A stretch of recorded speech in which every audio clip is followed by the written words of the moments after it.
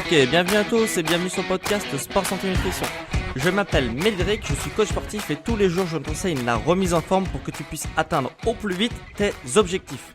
Alors aujourd'hui je vais te répondre à une question que peut-être tu t'es déjà posée, surtout si tu veux perdre du poids et tu te dis peut-être que est-ce que c'est une bonne idée de faire du cardio tous les jours pour perdre du poids. Alors, pour bien répondre à cette question, pour être complet sur le sujet, je vais toujours t'imager certaines choses pour savoir si c'est une bonne idée ou pas de faire du cardio tous les jours pour perdre du poids. Alors, on va prendre deux exemples de sportifs de haut niveau quelconque. On va prendre l'exemple d'un athlète de 100 mètres et de 200 mètres et un marathonien qui fait des efforts de longue durée, donc soit de la marche, soit du marathon, etc. Voilà. Donc un athlète qui va être spécialisé dans la puissance, un athlète de 100 mètres ou de 200 mètres, qui va être spécialisé sur la puissance, et un athlète qui va être spécialisé sur l'endurance, sur les efforts d'endurance, qui va être le marathonien, celui qui fait de la marche, etc. Si on observe ces deux athlètes, par exemple si on observe, Usain Bolt, qui est très connu pour ses 100 mètres et ses 200 mètres, est-ce qu'il est musclé ou pas visuellement Usain Bolt ?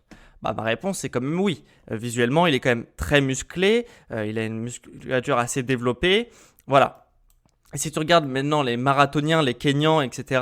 Au marathon, qui sont très très doués aussi dans leur discipline, est-ce que visuellement tu te dis ils sont musclés ? La réponse c'est plus compliqué. Déjà ils sont très très fins, etc. Tu te dis ils sont musclés parce que c'est des sportifs de haut niveau, mais en fait ça va pas se voir visuellement.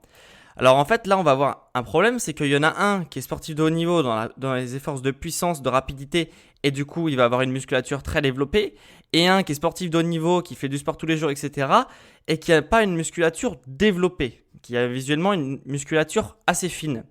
Pourquoi selon toi ?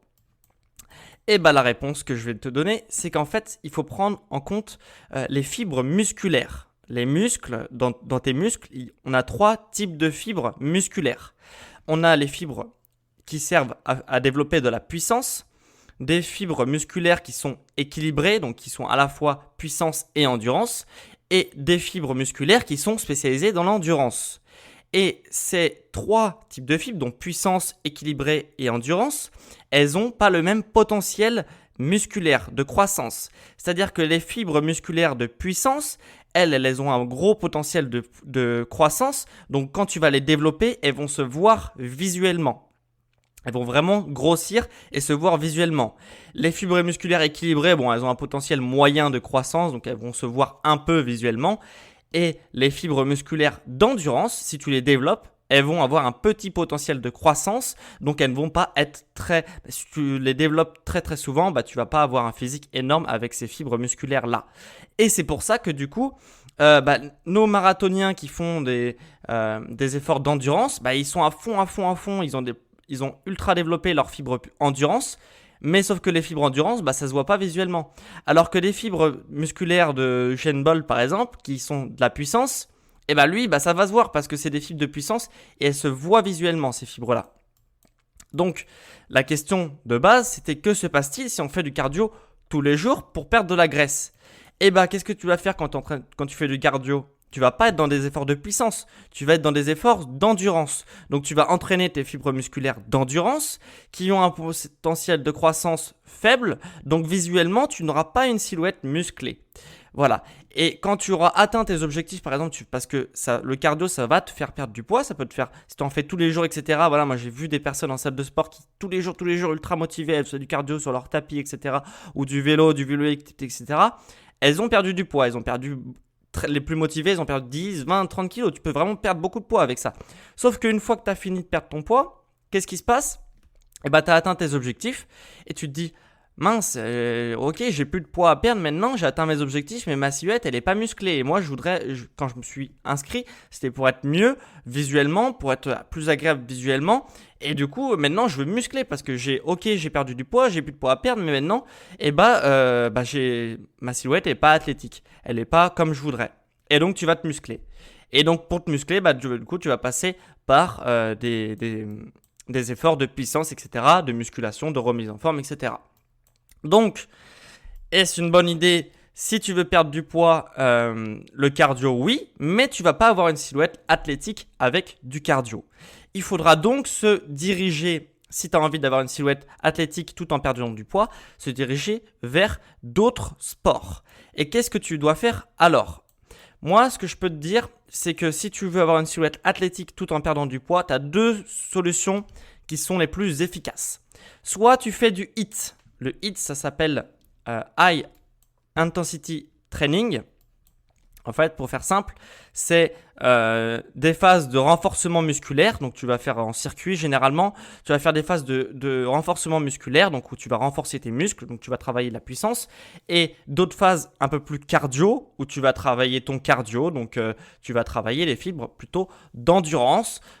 Et du coup, les deux combinés vont à la fois te faire prendre de la masse musculaire visuellement, qui va se voir visuellement donc avec les fibres de puissance sur les phases de renforcement musculaire, et des phases où tu vas être un peu plus sur le cœur, où tu vas brûler un peu plus de calories, et des phases du coup de cardio. Voilà, donc ça c'est le HIIT.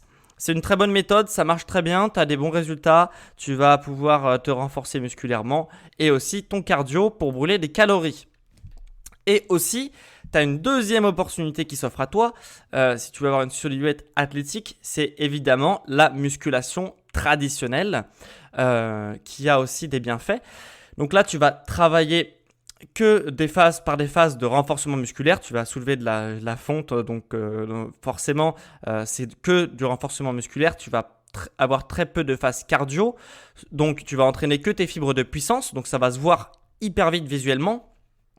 Et en plus de ça, comme tu vas avoir un gain de masse musculaire très très important, forcément ton corps il va avoir besoin de plus en plus de calories pour alimenter ces muscles si tu fais grossir tes muscles, forcément tu vas avoir de plus en plus de muscles, donc ton corps va demander de plus en plus de calories.